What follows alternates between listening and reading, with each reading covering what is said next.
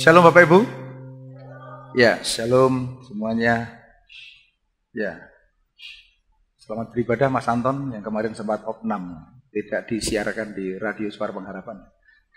Tidak disiarkan di grup jemaat ya, karena euforia ya 17 Agustus ya, beliau menikmati kemerdekaan RI di rumah sakit ya. Saya juga baru tahu malamnya tirakatan. Ya, sudah sehat ya, puji Tuhan. Ya, saudara, hari-hari ini seluruh bangsa Indonesia sedang menikmati, merayakan Hari Kemerdekaan Republik Indonesia yang ke-77. Dari Sabang sampai Merauke semua memperingati dengan caranya masing-masing. Dan agaknya sepanjang siang, pagi sampai siang sampai sore hari ini masih banyak kegiatan-kegiatan. Tadi malam saya sempat menikmati mancing, ya, mancing di selatan desa ini, banyak yang hadir. Ya, saya melihat bagaimana semua orang merayakan dan menikmati Hari Kemerdekaan Republik Indonesia dengan caranya masing-masing. Ini menunjukkan satu patriotisme, ya, merah putih di dadaku, NKRI. Apa NKRI? Harga mati. NKRI harga mati. Wah, ini luar biasa. Ya. Dan itu bagus. Semua di antara kita mesti merayakannya dengan mengibarkan sang merah putih di rumah kita masing-masing. Ya. Semuanya mesti juga selalu mengenang dan menghargai kemerdekaan yang sudah Tuhan berikan kepada bangsa Indonesia. Tapi satu hal yang tidak kalah penting yaitu bagaimana kita senantiasa mengingat akan pengorbanan karya salib Tuhan Yesus Kristus yang sudah memberikan kemerdekaan secara rohani. Saudara, setiap tahun sekali bangsa Israel merayakan Paskah. Paskah ada dua, Paskah Perjanjian Lama. Paskah Perjanjian Lama diperingati untuk memperingati bagaimana bangsa Israel keluar dari penjajahan Mesir. Tepat pada hari Paskah, mereka keluar dari Mesir. Ya. Dinamakan Paskah Perjanjian Lama karena pada saat itu disembelih domba yang tidak bercacat celah dan darahnya dioleskan di ambang batas pintu setiap rumah. Sebagai tanda yang punya tanda darah akan dihindarkan dari kematian anak sulung. Lalu Paskah Perjanjian Baru diperingati sebagai hari di mana anak domba Paskah, yaitu Yesus Kristus, sudah dikurbankan, mati di kayu salib sebagai kurban penebus dosa bagi umat manusia. Setiap bulan kita juga memperingati, mengingat akan kurban Kristus lewat perjamuan kudus. Semua berhubungan dengan kemerdekaan, tapi adalah kemerdekaan rohani kita. Amin. Saudara, kalau kemerdekaan Republik Indonesia diperingati setiap tahun sekali, mestinya setiap hari kita senantiasa mengingat bahwa Yesus Kristus sudah mati. Kematian Kristus membenarkan kita, mengkuduskan kita, menyucikan kita, menerima pribadi kita sebagai pribadi yang sudah menerima karya keselamatan, pengampunan dosa untuk memperoleh hidup yang kekal. Sudah dikasih Tuhan. Saya membaca beberapa bagian daripada tulisan Paulus, baik di Kolose, baik di Roma maupun di Galatia, tentang hal-hal yang berhubungan dengan kemerdekaan rohani. Ya, makanya khotbah pada sore hari ini judulnya adalah Merdeka dan Hidup Baru. Ya, mari katakan bersama-sama, merdeka dan hidup baru. Ya. Surat Kolose ditulis oleh Rasul Paulus kepada jemaat di Kolose yang sudah percaya dan terima Yesus. Bahkan di dalam awal suratnya, Rasul Paulus mengatakan, kami senantiasa selalu mengucap syukur kepada Allah Bapa setiap aku mengingat kamu. Ya. Paulus menjelaskan lebih karena saya mendengar tentang imanmu dalam Kristus Yesus dan kasihmu kepada orang percaya. Ya, makanya kitab Kolose ini adalah secara khusus memberikan pengajaran kepada jemaat di Kolose untuk memurnikan jemaat dari doktrin yang salah, yang tumbuh akibat percampuran pengajaran Yahudi dan tingkah laku aneh terhadap filsafat kepercayaan yang menyimpang, yang cenderung mengaburkan iman Kristen. Saudara, pengajaran Rasul Paulus tentang kemerdekaan di dalam Tuhan ini luar biasa. Makanya dia menandaskan dari Kolose pasal 1 ayat 13 bahwa Tuhan Yesus Kristus telah melepaskan kita dari kuasa maut, dari kuasa kegelapan, dan memindahkan kita ke dalam kerajaan anaknya yang kekasih. Ya, ini menandaskan tentang bagaimana posisi orang percaya yang sesungguhnya sudah pindah. Ya, orang yang sudah menerima Yesus sebagai Tuhan dan Juru Selamat dikatakan sudah lepas dari kuasa kegelapan. Kata lepas itu berarti sudah tidak lagi dicengkeram oleh pengaruh kuasa kegelapan. Sudah bebas dari kutuk. Ya. Sudah lepas dari cengkeraman, sudah lepas dari belenggu. Karena orang yang belum terima Yesus sesungguhnya hidupnya di bawah pengaruh kegelapan. Dan kata memindahkan ini adalah satu posisi yang sudah berubah. Kalau dulu orang yang belum sungguh-sungguh hidup di dalam Kristus, dia hidup dalam kegelapan. Ya. Ada orang yang sudah beragama Kristen, sudah berlabel anak Tuhan, tapi hidupnya masih ada di dalam cengkeraman kuasa dosa. Ya, saudara, Paulus menegaskan sudah pindah, berarti posisinya sudah tidak lagi ada di bawah kuasa kegelapan, tetapi sudah pindah di dalam kerajaan anaknya yang kekasih. Saudara, status kita sudah bukan lagi ada di dalam cengkeraman kegelapan. Status kita sudah pindah menjadi pengikut Kristus. Ya, makanya orang yang belum diselamatkan ini masih hidup di bawah pengaruh kuasa kegelapan. Hanya Yesus yang sanggup melepaskan mereka lewat pengorbanannya di kayu salib. Makanya saudara jangan pernah ditipu oleh iblis. Status kita orang percaya sudah pindah. Sudah ada di dalam kerajaan anaknya. Kita sudah menjadi anak-anak terang. Sudah terjadi perpindahan secara rohani. Ya.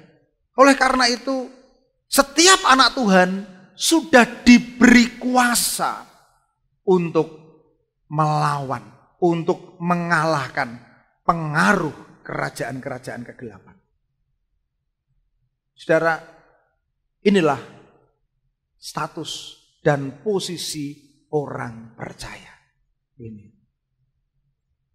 Oleh karena itu, melalui pengorbanan Kristus, kita adalah orang-orang yang sudah merdeka. Katakan, sudah merdeka.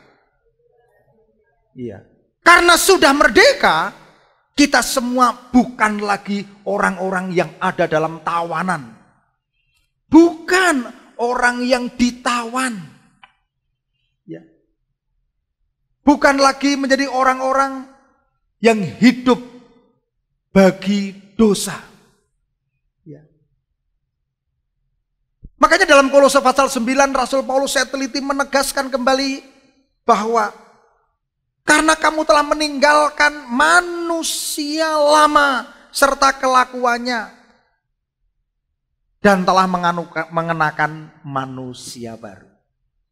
Ya, sudah menanggalkan manusia lama. Dan sekarang apa? Mengenakan manusia baru. Apa ciri manusia baru? Ciri manusia baru itu cirinya itu diperbarui terus-menerus. Kata terus-menerus ini berarti tanpa henti. Orang Kristen yang sungguh-sungguh percaya dan hidup di dalam Tuhan, maka orang Kristen itu adalah orang yang diperbaharui terus-menerus. Orang Kristen tidak boleh berhenti bertumbuh. Orang Kristen tidak boleh berhenti dewasa. Dari Kristen kanak-kanak mesti bertumbuh jadi Kristen yang dewasa. Amin. Amin. Dari tumbuhan yang kecil berakar, bertumbuh terus jadi tumbuhan yang besar sampai akhirnya berbuah. Ini. Makanya untuk itu kita ini perlu terus-menerus bersekutu dengan firman. Dikatakan memperoleh pengetahuan yang benar menurut gambar kaliknya. Hanya Alkitab, yaitu firman Tuhan, yang sanggup menuntun setiap orang percaya untuk kita itu bertumbuh terus-menerus. Saudara masih ingat bahwa manusia lama ini hanya akan menghasilkan perbuatan daging. Dan kita sudah tanggalkan. Sudah tanggalkan. Ya. Masih ingat perbuatan daging itu apa? Di dalam Galatia pasal 5 ayat 19, jelas di situ dikatakan, perbuatan daging telah nyata. Percabulan, kecemaran, hawa nafsu, penyembahan berhala, sihir, perseteruan, perselisihan, iri hati, amarah, kepentingan diri sendiri, percederaan, roh pemecah, kedengkian, kemabukan, pesta pora, dan sebagainya. Perhatikan. Terhadap semua hal itu kuperingatkan seperti yang telah kubuat dahulu bahwa barang siapa melakukan hal yang demikian, dia tidak mendapat bagian di dalam kerajaan Allah. Masih ingat? Bagian kerajaan Allah itu apa? Kerajaan Allah itu isinya hanya 3. Masih ingat? Apa? Kebenaran, damai sejahtera, sukacita, kemerdekaan oleh Roh Kudus. Ya makanya saudara kalau tidak hidup dalam kebenaran, jangan mimpi saudara punya damai sejahtera. Ya. Karena apa? Hanyalah kebenaran yang menghasilkan damai sejahtera. Hanyalah damai sejahtera yang menghasilkan sukacita, kemerdekaan oleh Roh Kudus. Saudara, di dalam nasihatnya kepada jemaat di Efesus, Rasul Paulus juga menasihatkan, buanglah segala kepahitan, kegeraman, kemarahan, pertikaian, fitnah, hendaklah dibuang di antara kamu. Udah ditanggalkan. Demikian pula segala kejahatan. Tetapi hendaklah kamu ramah seorang terhadap yang lain, penuh kasih mesra, saling mengampuni, sebagaimana Allah di dalam Kristus telah mengampuni kamu. Bagaimana kita mengampuni orang lain? Sama seperti Kristus juga telah mengampuni kita. Saudara, semua produk manusia lama itu membuat orang tidak merdeka. Kelihatannya statusnya sudah di dalam kerajaan anaknya. Statusnya. Tapi KTP-nya sudah Kristen. Tapi hidupnya belum benar-benar merdeka. Harusnya orang yang sudah percaya menerima Yesus, sudah dipindahkan dari kerajaan gelap, dipindahkan kepada kerajaan terang, diperbarui terus-menerus, bertumbuh, bertumbuh, bertumbuh.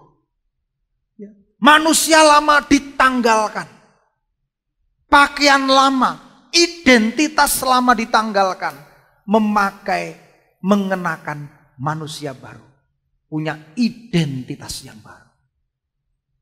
Amin. Identitas yang baru itu membawa orang menjadi hamba kebenaran, jadi hamba Allah. Lalu bertumbuh, berbuah-buah.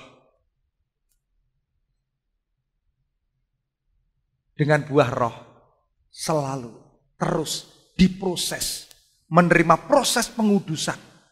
Proses pengudusan yang akhirnya membawa kepada hidup yang kekal. Ya, saudara jangan percaya tentang keselamatan yang tidak bisa hilang. Ya. Kalau orang hanya mengaku statusnya, saya beragama Kristen, saya pernah ke gereja, tetapi hidupnya tidak berubah, saya yakin dia belum lahir baru. Saudara, saya melihat ada orang-orang yang masih menggunakan paham keselamatan gak bisa hilang. Saya menyaksikan sendiri bagaimana orang tidak mau sungguh-sungguh bertobat.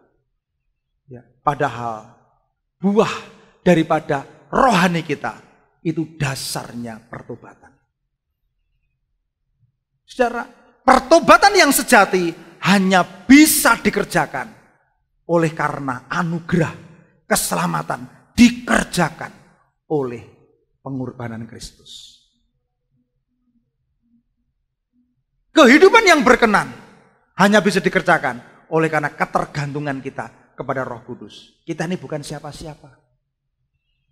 Ya, secara dikasih, kalau kita sudah mengenakan manusia baru, dikenakan, wah, lalu hasilnya itu buah roh. Induknya kasih. Saudara, orang yang diperbarui mengenakan manusia baru, waduh, akan kelihatan ini kasih. Akan kelihatan apa? Sukacita. Kenapa sukacita? Karena sukacita itu produk kasih. Ya. Akan kelihatan apa? Damai sejahtera. Akan kelihatan apa? Kesabaran, kemurahan, kebaikan, kesetiaan, kelemah lembutan, penguasaan diri. Luar biasa. Pak, bukankah hidup itu penuh dengan tantangan? Iya. Apakah kita itu merdeka lalu kita bisa merdeka dari masalah? Tidak. Tuhan tidak pernah menjanjikan. Ketika engkau ada di dalam Tuhan, engkau akan bebas dari masalah. Hanya orang mati yang bisa bebas dari masalah. Selama engkau hidup, engkau tidak pernah bebas dari masalah. Masalah ada dua, saya sudah ngajarkan berkali-kali.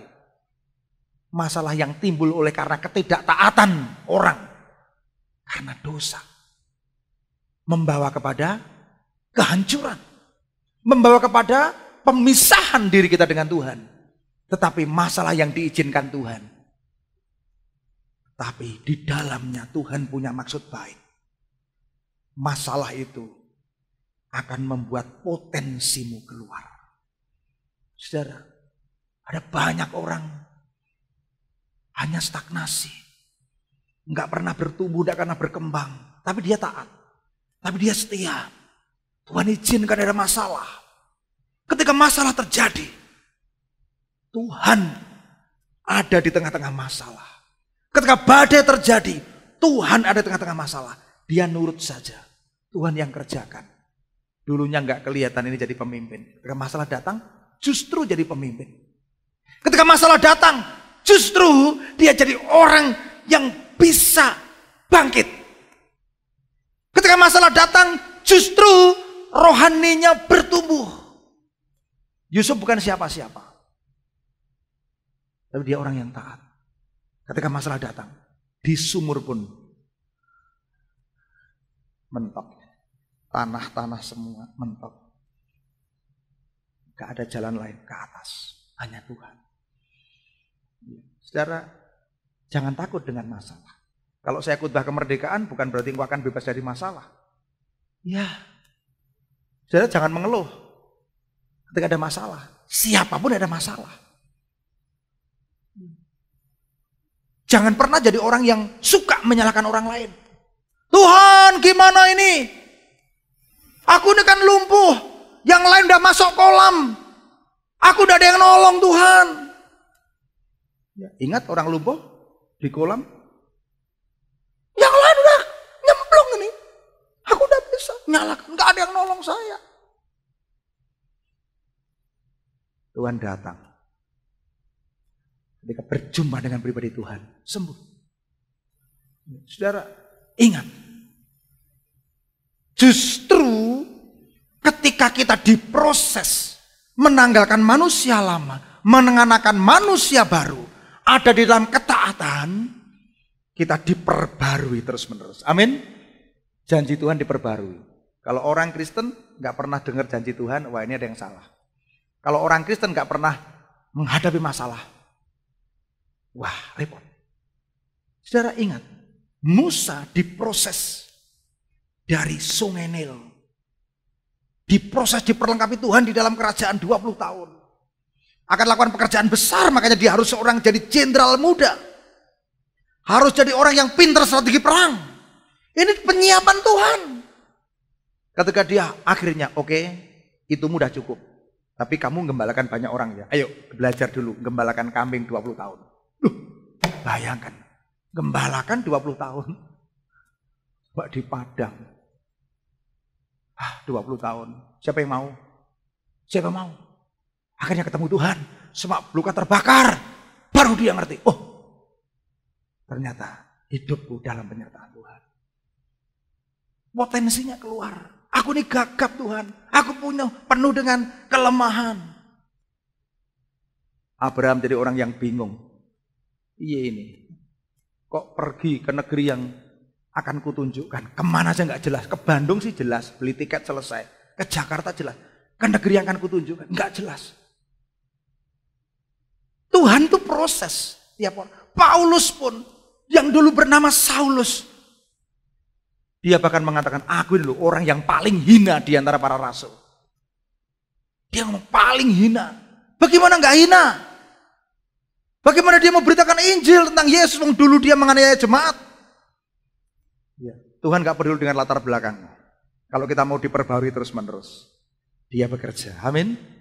Ya, jadi merdeka ini dinamis. Ya. Makanya engkau kalau ada masalah, introspeksi. Bagaimana dengan hidupmu? Apakah ini masalah ini karena dosamu? Kebebalan hidupmu? Kebiasaan burukmu, keterikatanmu dengan kuasa kegelapan. Kalau kuasa kegelapan itu pengennya nggak bisa. Kamu jangan ke Kanaan. Kamu jangan ke negeri yang berlimpah susu madunya. Ditarik-tarik ini. Balik ke Mesir itu. Udah keluar dari Mesir. Oh, ngapain di sini? Kalau hanya sama-sama mati aja, kita bisa mati di Mesir. Nyalakan pemimpin. Firaun pengen bawa kita ke Mesir, ke Mesir, ke Mesir. Keinginan daging selalu ingin bahwa di sana kan kita bisa makan daging. Saudara, luar biasa. Makanya saya teliti di Galatia 5 ayat 1. Paulus mengatakan, supaya kita sungguh-sungguh merdeka. Oh, rupanya ada yang merdeka, belum sungguh-sungguh merdeka. Supaya kita sungguh-sungguh merdeka. Kristus telah memerdekakan kita.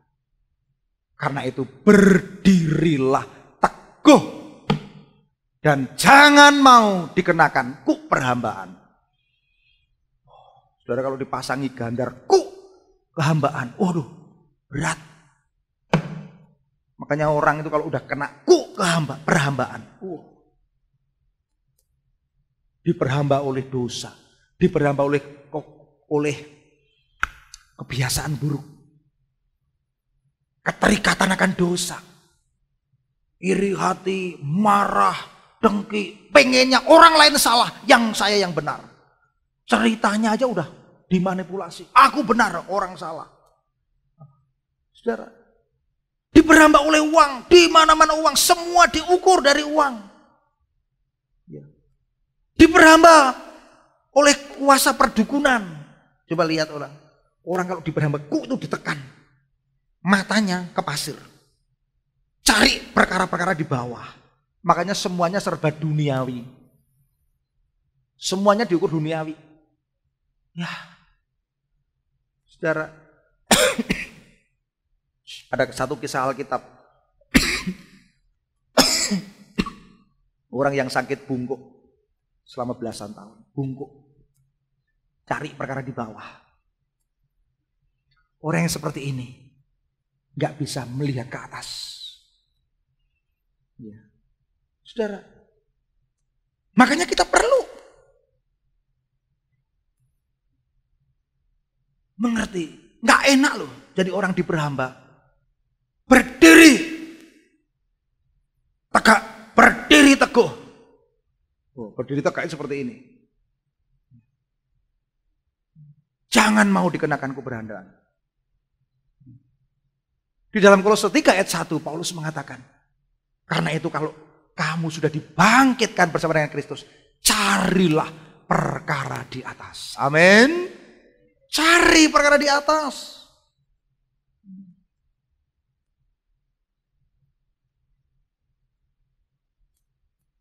Cari kerajaan Allah dan kebenarannya. Utama. Kalau kamu menghadapi masalah, prinsip rohani dulu. Prinsip firman Tuhan dulu. Jangan dengarkan hal yang bukan dari firman Tuhan.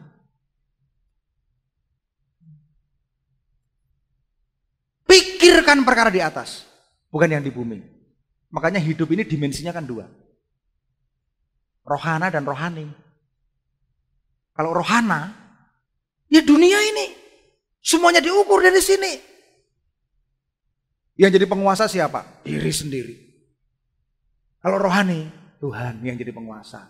Ada masalah, gimana Tuhan? Gimana Tuhan? Ya. Saudara kalau kejar uang terus, kamu dapat uang.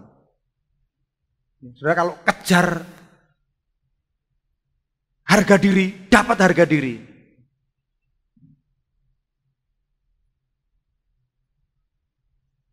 Hidup itu murah, yang mahal apa? Halo? Hidup itu murah, yang mahal apa? Yang mahal gaya hidup. Ya Bel, bener ya Bel? Hidup itu murah, yang mahal apa? Gaya hidup. Iya. Gaya hidup. Makanya jangan lagi hidup dengan nilai-nilai lama. Kita mesti hidup dari kebenaran firman Tuhan supaya benar-benar sungguh-sungguh merdeka. Ikatan-ikatan, cengkeraman, kuasa gelap, kebencian, sakit hati, dendam.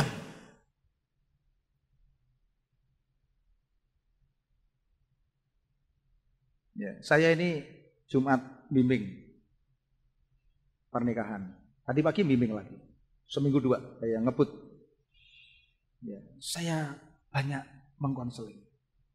Saya ngomong, bimbingan nikah selama 10 kali ini mesti lebih kamu prioritaskan daripada menyiapkan acara 2 jam besok. Ya, 2 jam nanti segera berlalu. Yang 10 kali ini. Saudara. Kenapa? Karena nilai-nilai keluarga, nilai-nilai rumah tangga harus didasarkan kepada firman Tuhan. Banyak pernikahan hancur oleh karena intervensi mertua. Saya mengkonseling tidak hanya jemaat di sini, saudara. Makanya bapak-bapak, orang-orang tua juga mesti ngerti pernikahan seperti apa. Banyak anak muda yang bingung. Banyak pernikahan yang hancur hanya karena masalah komunikasi. Banyak pernikahan hancur oleh karena masing-masing tidak punya visi yang sama. Tidak bertumbuh bersama. Makanya begini saudara, setiap orang yang sudah benar-benar merdeka di dalam Tuhan, mesti menanggalkan manusia lama, mengenakan manusia baru. Amin. Lalu di dalam Roma pasal 6 ayat 18 Paulus mengatakan, kalau kamu telah dimerdekakan dari dosa, jadi hamba kebenaran. Lebih lanjut saya akan terangkan dari Roma 6 ayat 22. Tetapi sekarang setelah kamu dimerdekakan dari dosa, ini prosesnya apa? Kamu menjadi hamba Allah. Saudara, dulunya hamba kegelapan, sekarang hamba Tuhan. Hamba Tuhan itu maksudnya bukan jadi pendeta. Tidak semua jadi pendeta. Kalau semua jadi pendeta, siapa yang jadi jemaat? Artinya hidup kita abdikan kepada Tuhan. Berarti apa? Tuhan Yesus Kristus itu penguasa tunggal dalam hidup kita. Amin. Siapa penguasa hidup kita? Yesus. Siapa pengemudi kapal kita? Yesus. Ya. Makanya setelah kita dimerdekakan dari dosa, menjadikan Yesus sebagai penguasa tunggal, dan kita jadi hambanya Tuhan. Dulu kalau ada orang punya budak, kalau saya dulu beli budak. Budak ini yang saya beli ini hanya boleh mengabdi hanya pada saya. Nanti tiba-tiba Mas Alek datang, Pak. Datang, kamu gini-gini, oh nggak boleh lah, ini budakku, nggak boleh, masing-masing. Yusuf itu hanya ngabdi sama siapa? Potifar, Nyonya Potifar. Ya, dia nggak akan jadi siapapun. Kalau orang menjadi hamba dosa, dia hanya diperbudak dosa. Semakin diperbudak, semakin ditekan. Iblis itu punya apa? Punya target. Mencuri dan membinasakan. Belum pernah berhenti kalau belum binasa. Tapi kalau keburu bertobat ya direbut. Dibinasakan. Kalau jadi hamba Allah, berarti kita menjadi hamba kebenaran. Proses berikutnya lihat. Lalu berikutnya kalau udah menjadikan Yesus sebagai Tuhan, kita ini hidup berpusat pada Kristus. Ingat Yohanes 15. Hidup yang berpusat pada Kristus.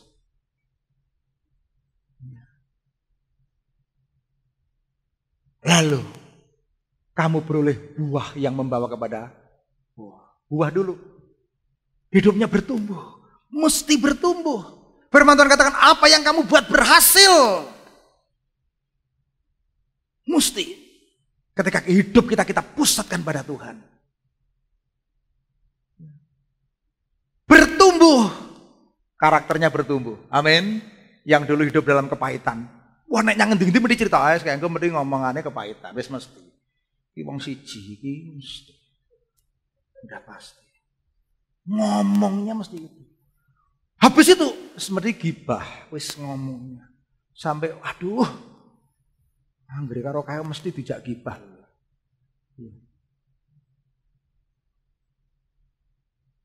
Ingat ya.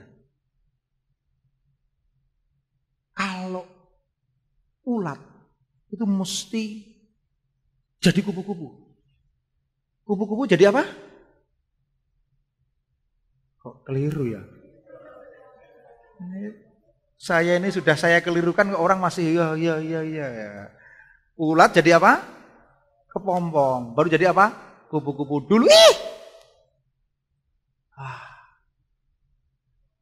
Anak takut kalau jadi kupu-kupu, dikejar-kejar. Ini saya masih kecil dulu, ada pohon bagus yang ada yang merah-merah itu. Waduh, setiap hari saya lihat banyak kupu-kupu. Masa kecil saya itu saya lihat banyak kupu-kupu.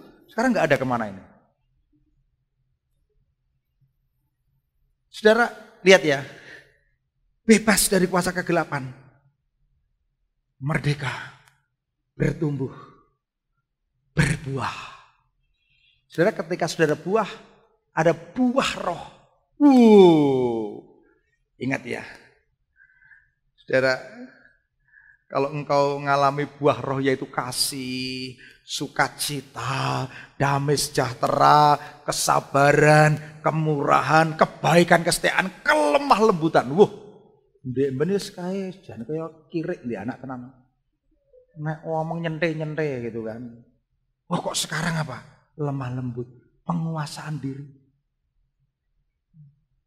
Wis ngerti loro tensi barang nek nang sate gacar gitu kan.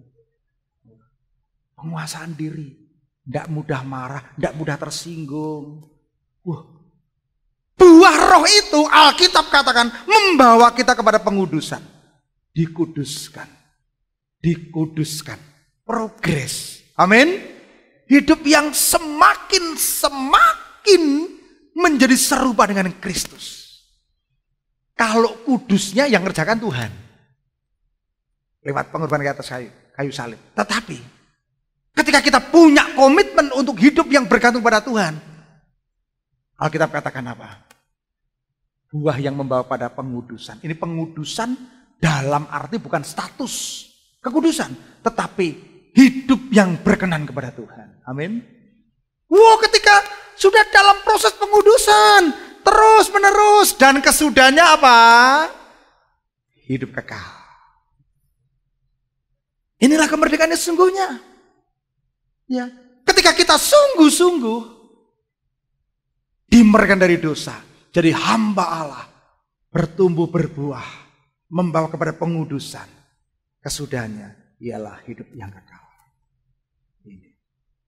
Makanya ini dalam sekali. Saya senang. Ya, saya khotbah minggu yang lalu merasa belum puas karena harus berbagi mimbar ya. Hari ini saya senang. Apalagi minggu sore. Waduh, auranya luar biasa ya. Saudara, makanya begini, secara simpel, orang kalau bertobat, orang kalau lepas dari kuasa kegelapan, orang kalau ada di dalam kerajaan Allah yang terang, ini pertobatannya jelas. Pertobatannya jelas. Katakan bersama-sama, pertobatannya jelas. 2, 3. Jelas. Ya. Coba ngomong kanan kirinya. Semuanya ngomong ya, jangan ada yang ngomong. Pertobatanmu jelas apa ora? Ngomong. Jelas apa ora? Jelas. Critakno. Sing endi? Coba, setahun ini bertumbuhmu nggak nopo? Oh iya aku bertumbuh loh. Dulu aku ndak pernah doa, sekarang doa loh. Loh aku dulu ndak pernah target baca firman. Kemarin saya doa sama istri. Saya ngomong, wis hati-hati saudara, kita mau lari jadi jemaat yang cinta firman. Saya berdoa nih, iyalah pandemi-pandemi meninabobokan kita nih. Sampai nggak ada doa pagi, sampai nggak ada target baca firman. Waduh bagaimana ini? Saya mau cerita gini. Sakeus ketika ketemu Tuhan itu hidupnya berubah. Ini cerita Sakeus ini sejak kecil ngerti lah. Sopo tahu. Tapi saya mau tandaskan, Sakeus ketika ketemu Tuhan dulu hidupnya itu diperbudak uang. Kenapa? Karena profesinya sebagai pemungut cukai, dia punya kuasa besar. Dia bisa paksakan orang bayar lebih dari yang seharusnya. Dia bisa bawa tentara. Karena dia bertindak atas nama kerajaan Roma. Akhirnya dia kaya. Hidupnya yang dulu diperhamba duit. Duit sudah. Cuma lihatnya duit aja. Tapi semenjak ketemu Tuhan, wah. Saudara, ingat kata-katanya. Setengah dari milikku akan kuberikan pada orang miskin. Dan sekiranya ada yang kuperas, akan kukembalikan berapa? 4 kali lipat. Wis. Ini duit sing nglumpukke diwangi. Wis bengkerengan. Saya nggak bayangkan kalau di pasar tuh. Muni padu mesti. Ora 5.000. Ora 10.000. Mana mau? Ora gelem. Sesuk rasa dodol yang gini. Narik cukai. Bawa tentara. Wah. Selama hidupnya dia punya profesi narik cukai. Dibenci sama masyarakat. Dibenci dia. Wah, ini anak Roma ini. Tapi setelah ketemu Tuhan, aku duwe celengan 20 M. Lebih sedikit daripada yang ditemukan di bunker FS. 900 miliar. 20 M. Tapi ketika ketemu Tuhan, udah. Ini harta yang tidak berharga. Aku lebih berharga punya harta yang baru. Amin. Ingat, orang yang duduk di ladangnya orang, ketemu, wis, ada harta, nyang ladangi wong. Jual semuanya. Beli ladang ini. Karena di sini ada harta terpendam. Orang yang sudah benar-benar menghargai keselamatan kurban Kristus. Menganggap, yang di luar Tuhan nggak ada artinya. Di dalam Tuhan ada artinya. Makanya gini saudara. Orang yang sungguh-sungguh dimerdekakan, pertobatannya jelas. Ya. Coba saya mau simulasi sebentar tentang Sakius. Dia panggil temennya. Pak On, apa? Iki aku wis ketemu Tuhan, wis aku wis ora urusan ngono meneh. Iki wis aku wis ngomong, setengah dari milikku akan kubagikan pada orang miskin. Tulung ya. Iki sing 10 M wis kowe sak kanca ngejak niko karo Mas Hendri kae. Bagi-bagikan pada orang miskin. Tenan kowe iki, tenan ya wis. Kasih 10 M. Pak Oni dapat proyek. 10 M kudu entek. Pak Hendrik siap kerja? Wah, niko. Wah. Ngajak sapa liyane? Ya kayak ngejak Pak Petrus ya. Ya wis karo sapa? Mas Bejo kae karo Suryono ya wis. 10 M itu banyak loh, bagi-bagi. Entek tinggal berapa? Tinggal 10 M. 10 M dia ngomong. Sekiranya ada yang pernah kuperas dari orang, akan kukembalikan berapa? 4 kali lipat. Wah, masih punya berapa nih ya? 10 M. Dia enggak tahu ini. Kalau dia ngomong akan kukembalikan 4 kali lipat. Engko ditentek orang gagas. Ketemu Bu Ririn, Pak Sakius. Jenengan sajane jeng anu nek sing diperas 4 iya Bu, pamane hooh. Nek sing tak peras 4 tak kembalikan 4 kali lipat. Jenengan kelingan ra ndek ben ayo. Wis aku lho ndek ben kowe. Aku ditok rugeke 300.000. Siap. 300 ping 4 piro? 1,2. Wah, dia punya asisten Sakius.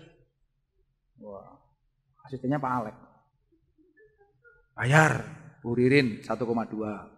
Bayar. Bu Ririn, tenan iki, tenan cerita. Kowe sih tau diperas Sakius to. Kowe njaluk yakin dibayar tenan kowe. Tenane, tenan. Ngomong Mas Junet di WA. Mas Junet, iki tenan lho, iki rezeki nomplok iki. Ngene. Wah, Mas Junet lagi sawah tenan iki. Wah, cincing langsung wisuh langsung ngomong-ngomone Pak Sakius. Aku iki lho, aja mung Bu Ririn tok. Aku wis tau tok pras lho. Lah piro ndek Mas? 400 ping 4. Tenang bro, Sakius ngeleng. Tenang bro, 1,4. Bayar Umalek. Bayar, geger. Junet karena kode-kode profesi WA Pak Petrus. WA sama Mas Sevanya. Sevanya ini mahasiswa dia rada mempeng ya. Wah, Yeriko geger. Orang geger. Wah, iki Sakius ini tenan lho iki.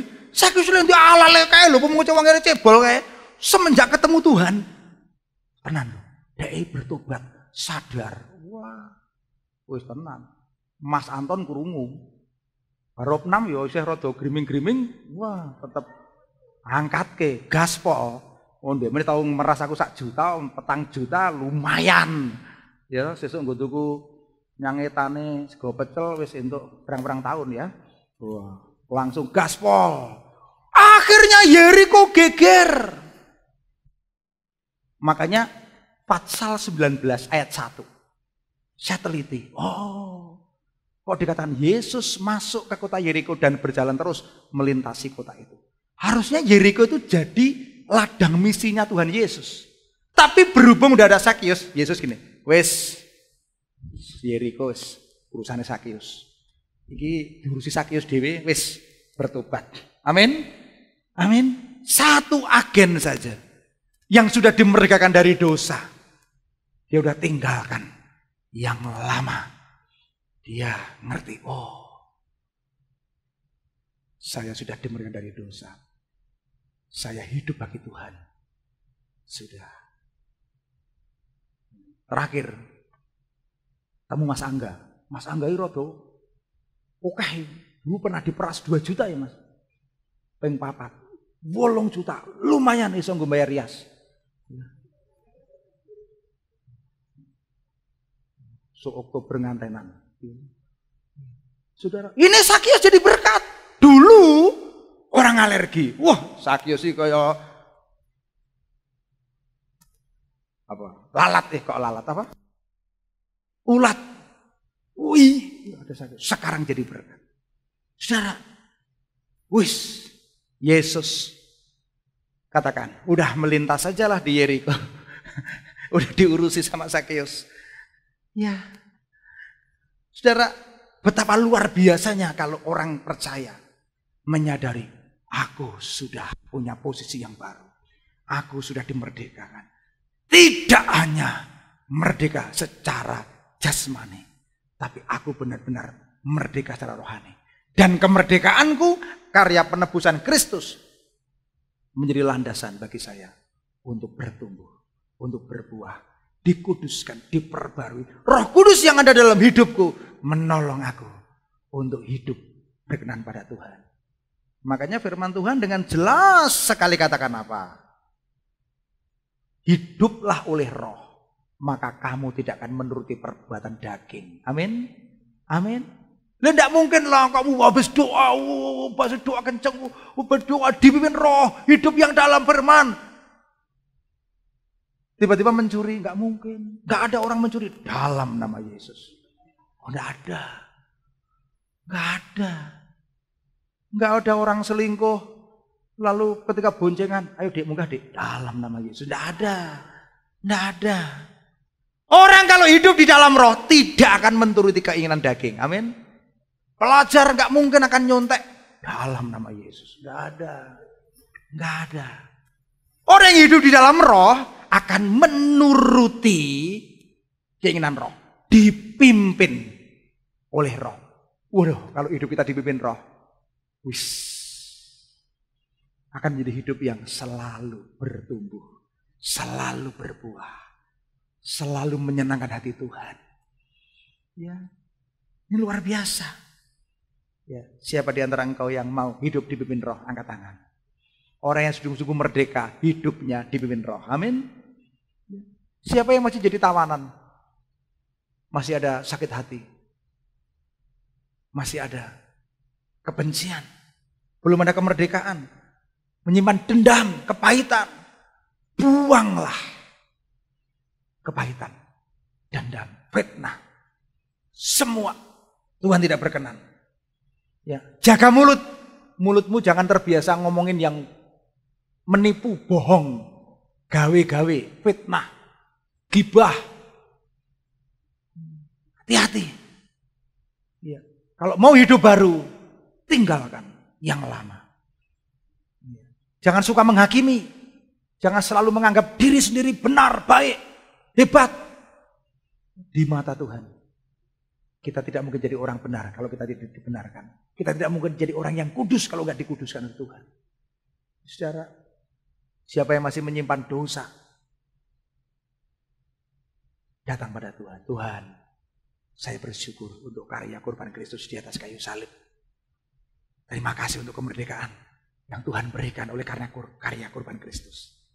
Aku mau hidup, belajar hidup yang berkenan pada Tuhan. Jadi hamba kebenaran. Hidup yang terus-menerus diperbarui. Hidup yang terus-menerus disucikan. Diproses. Bertumbuh. Berbuah. Sampai aku nikmati hidup kekal. Amin. Hidup yang di dunia ini sementara. Kalau yang nanti yang kekal. Ya. Saya tidak tadi kemarin malam tuh ngobrol sama Om Anto. Lama. ngobrol di telepon.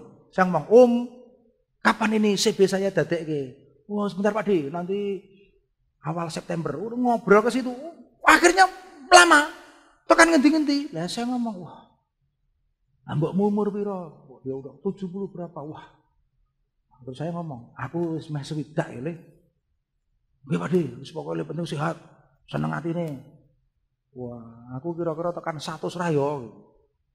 Wow, elok nono 100 Pak D ngono. Iya aja ngono. Ana 90 menit lho kok. Wah, 90 elok iki swidak Le. Iki 30 tahun kas Natal ping 30 selesai ya. Iya.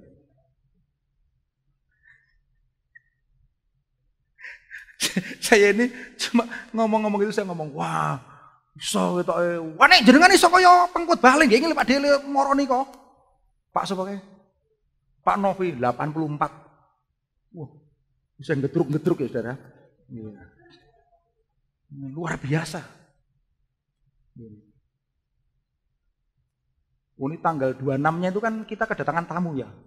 Saya cerita, besok minggu kita kedatangan tamu, pendeta senior namanya Novi. Oh iya, wah beliau punya beban, mau dandani kamar mandi.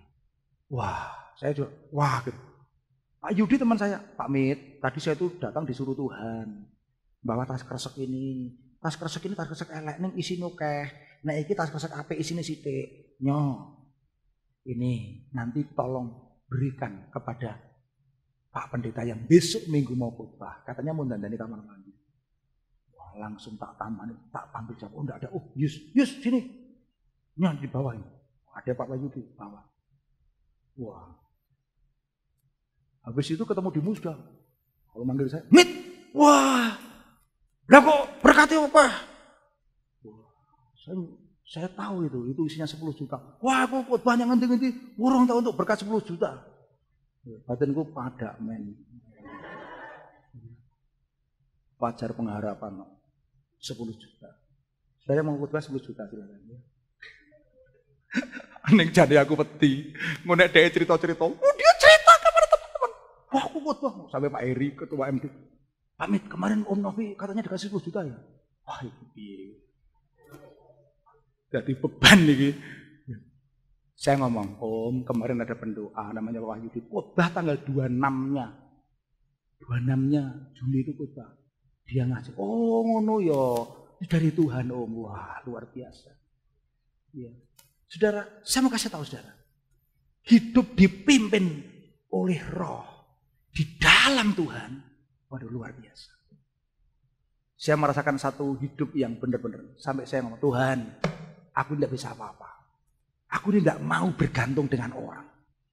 Kalau Tuhan mau pimpin saya, cukup. Saudara. Ketika engkau hari-hari ini mengalami satu beban hidup di mana engkau tidak mengalami kemerdekaan, hari ini datang pada Tuhan, aku mau merdeka di dalam Tuhan. Yang nyimpen dosa bertobat, amin. Pertobatannya jelas. Yang diikat oleh karakter-karakter yang buruk bertobat. Supaya ada perubahan hidup. Wah betul loh. Kalau jemaat Fajar Pengharapan itu luar biasa. Ndek benirang ngono lho. Sekarang luar biasa. Enggak perlu jadi Sakius dulu. Saudara, hari ini siapa yang masih diikat? Minimal engkau yang sulit mengampuni. Minimal engkau yang selalu menganggap dirimu benar. Orang lain disalahkan melulu. Minimal engkau yang ada ikatan. Masih kedukun. Wah. Hancur. Gue masih ada ikatan, tidak mau mengampuni, hidup dalam kepahitan. Bertobat. Jangan hanya rayakan kemerdekaan secara fisik saja. Saudara, mari kita berdiri semuanya. Saudara, Bapa yang kita sembah mengasihi kita, mau pulihkan hidup kita. Hati yang baru kau berikan Tuhan. Untuk ku dapat melihat. Selama engkau tidak punya hati yang baru, engkau tidak bisa melihat rencana Tuhan atas hidupmu. Karena apa? Karena bungkuk terus ke pasir. melihat ke pasir. Orang yang sakit bungkuk, sembuhkan Tuhan. Supaya bisa melihat perkara di atas. Kau Bapa yang mengasihiku, kuasa-Mu memulihkanku, hati yang baru Kau berikan, untukku dapat melihat rencana-Mu indah bagiku. Kau ada, katakan, di setiap jalanku. Hatiku haus dan lapar akan Engkau.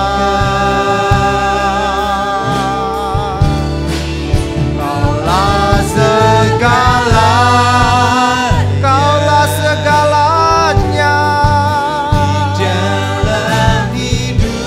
di dalam hidupku. Kebenaran-Mu itu bagian kami Tuhan. Kerajaan-Mu, kebenaran-Mu bagian.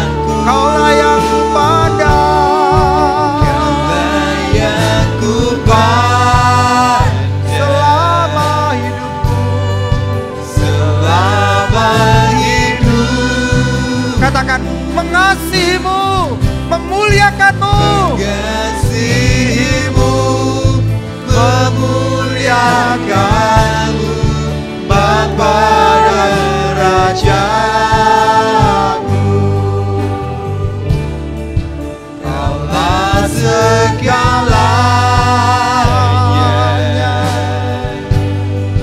di dalam hidup. Nyanyikan semuanya, semua nyanyikan, pujilah Dia. Kerajaan-Mu, kebenaran-Mu itu bagianku. Kaulah yang kupandang selama hidupku.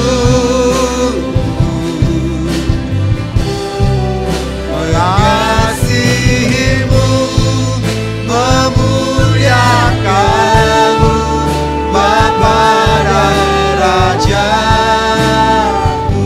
Nyanyikan dengan perasaan, dengan sungguh-sungguh. Bapa yang mengasihiku, kuasa-Mu memulihkanku, hati yang baru Kau berikan, untukku dapat. Semua nyanyikan, katakan, rencana-Mu indah bagiku Tuhan. Rencana-Mu indah bagiku. Kau ada di setiap jalanku. Hatiku haus dan lapar akan Engkau. Kaulah segalanya di dalam hidupku. Kerajaan-Mu, kebenaran-Mu itu bagianku. Kaulah yang kupandang, Kaulah yang kupandang selama hidupku Tuhan. Aku memandang Kau Tuhan. Mengasihi-Mu, memuliakan-Mu, Bapa dan Raja. Mengasihi-Mu Tuhan, mengasihi-Mu,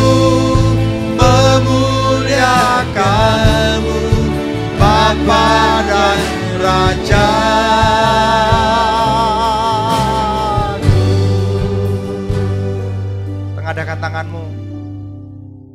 Terima yang terbaik yang dari Tuhan. Percaya saja.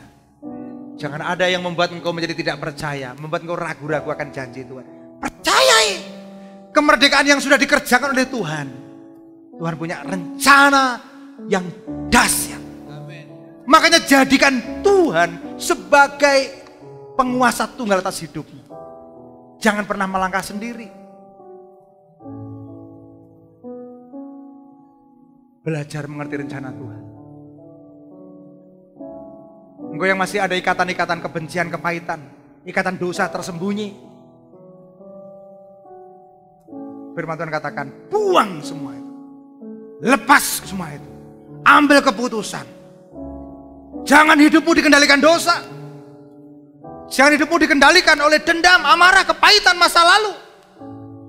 Tuhan mau bawa engkau pada rencana yang sesungguhnya.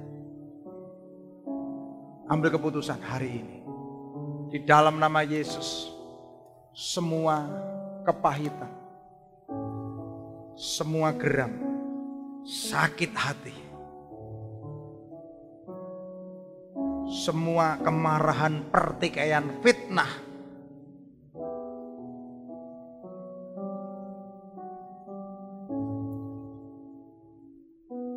semua yang bukan dari Tuhan, iri hati, penyembahan berhala, percabulan, kecemaran, hawa nafsu, perseteruan, perselisihan, percideraan, roh pemecah, sudah ditaklukkan, sudah dihancurkan.